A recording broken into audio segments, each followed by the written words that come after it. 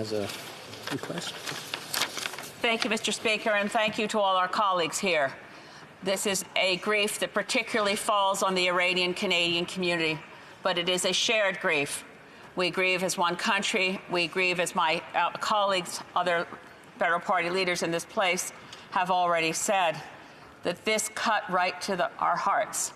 This community, I don't think there's a single member of the Iranian-Canadian community who hasn't been touched by this, but as other members have said, the ways in which the Iranian-Canadian community has so integrated and made a difference means that in tearing into the web of life, as those ground-to-air missiles did, they've torn a large hole that will extend well beyond the individuals whose lives were so tragically taken. I have one, everybody has a connection to a connection. It hit me hard when a friend of mine who's a professor at the University of Guelph, Dr. Faisal Mullah, spoke of his brilliant graduate student. He spoke of her as a force of nature, Ghanamat Azdari. And Ghanamat Azdari was doing her own research on the indigenous people of Iran, nomadic indigenous peoples. Who knows where that work would have taken her? Who knows what a difference that would have made in the lives of indigenous people in Iran as we look at the United Nations Declaration on the Rights of Indigenous Peoples. But case after case and story after story, some which have been very eloquently shared here, make it very clear that we all mourn every single life lost, all innocents, all 167 passengers and 9 crew members whose lives were so tragically taken.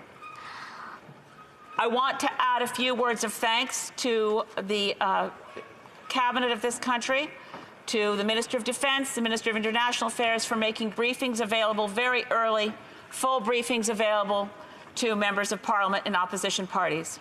And like the honourable member for Burnaby South, I want to thank the Prime Minister for a personal phone call to emphasise that we must not, as I'm afraid some members have tried to do already, make this political.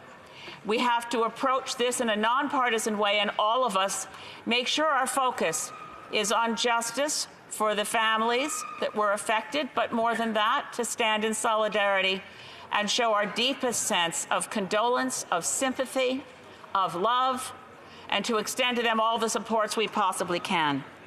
I also want to thank the Prime Minister for avoiding letting this issue become simplistic. I think the Prime Minister was right in saying that if there had not been an assassination by drone, these people would have made their own way home safely. The situation was created by more than one event, by more than one country, and on another occasion, we need to find out exactly what took place and if the initial event that led to the rising of tensions was in any way legal under international law.